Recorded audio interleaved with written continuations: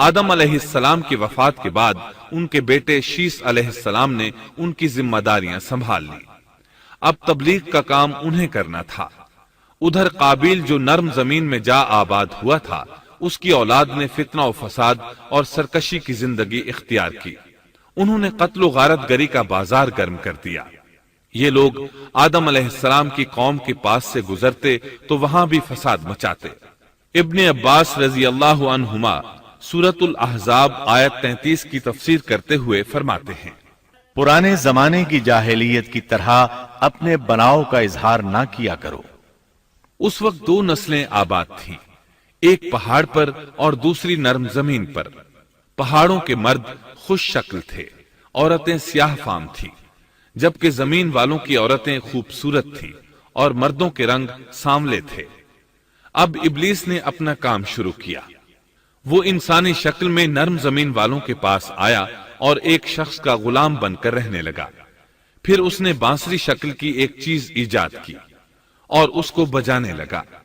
لوگ اس آواز پر لٹو ہو گئے، اس کے گرد بھیڑ لگا کر سننے لگے۔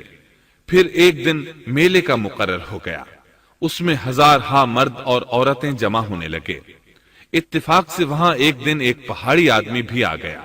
اس نے میدانی عورتوں کے حسن و جمال کو دیکھا۔ اس نے اپنے قبیلے والوں سے ان کے حسن و جمال کا ذکر کیا۔ اب وہاں کے لوگ کثرت سے میدانی علاقے میں آنے لگے۔ اس طرح آہستہ آہستہ مردوں اور عورتوں میں اختلاط بڑھا، بدکاری اور زناکاری عام ہوئی، جبکہ یہ سب کام شیس علیہ السلام کی شریعت میں حرام تھے۔ یہ سب بیان کرنے کے بعد ابن عباس رضی اللہ عنہما کہتے ہیں، اللہ تعالیٰ کے قول وَلَا تَبَرَّجْنَ تَبَرُّجَ الْجَاهِلِيَّةِ الْأُولَى کی یہی تفسیر ہے، اور قدیم جاہلیت سے یہی مراد ہے، کیونکہ ان لوگوں نے زمین میں ایک عظیم فساد اور انتشار برپا کر رکھا تھا۔ شیس علیہ السلام اپنی قوم کے لوگوں کو سمجھاتے رہے کہ وہ ان شریر اور فسادی لوگوں کے ساتھ میل جول نہ رکھیں، لیکن شیطان مسلسل انہیں ورغلاتا رہا، یہاں تک کہ شیس علیہ السلام کے ساتھ بہت تھوڑے لوگ رہ گئے اور قابیل کی قوم میں بہت اضافہ ہو گیا۔ لوگ یوں ہی زندگی بسر کرتے رہے، یہاں تک کہ اللہ تعالیٰ نے ان میں ادریس علیہ السلام کو مبعوث فرمایا۔ اس بار ہم آپ کے لیے پیش کر رہے ہیں قصص الانبیاء۔ انسان کی فطرت میں کہانی یا قصص سے دلچسپی روز اول ہی سے پائی جاتی ہے۔ قصص کا لفظ عام طور پر کہانی یا داستان کے لیے استعمال ہوتا ہے، لیکن قرآن مجید میں انبیاء کے جو قصے بیان کیے گئے ہیں ان کی غرض و غایت کچھ اور ہی ہے۔ اللہ تعالیٰ نے انسانیت کا آغاز فرماتے ہی انبیاء کا سلسلہ شروع فرمایا۔ انبیاء اور رسول پے در پے آتے رہے۔ کہا جاتا ہے کہ رسولوں کی تعداد 300 سے زائد ہے اور انبیاء کی تعداد 1,24,000 سے زائد ہے۔ گویا اللہ تعالیٰ نے بنی نوع انسان کو سیدھا راستہ دکھانے کے لیے اتنی بڑی تعداد میں انبیاء اور رسول مبعوث فرمائے۔ قرآن کریم کے بیان کردہ قصص حقیقت پر مبنی ہیں، اس لیے دوسرے تمام قصص اور واقعات سے امتیازی حیثیت رکھتے ہیں۔ ان کا تعلق خیالات اور ذہنوں سے گھڑی ہوئی باتوں سے نہیں، بلکہ وہ زمین پر واقع ہو چکے۔ انسانوں نے اپنی زندگی کے مختلف ادوار میں ان کا مشاہدہ کیا، اور پھر یہ واقعات اس لحاظ سے بھی منفرد ہیں کہ عبرت کا باعث ہیں۔ قرآن کریم کے یہ قصص لطف اندوز ہونے کے لیے ہرگز نہیں سنائے گئے، بلکہ ان سے تو بنی نوع انسان کو سیدھا راستہ دکھانا مقصود ہے۔ یہ مقصد تھا کہ انسانیت عبرت پکڑے، روز جزا کے بارے میں آنکھیں کھول لے، ان واقعات کو سن کر اور پڑھ کر اپنا راستہ منتخب کر لے۔ گزشتہ انبیاء کی امتیں جو بھیانک جرائم کرتی رہی ہیں ان سے اپنا دامن بچا لے۔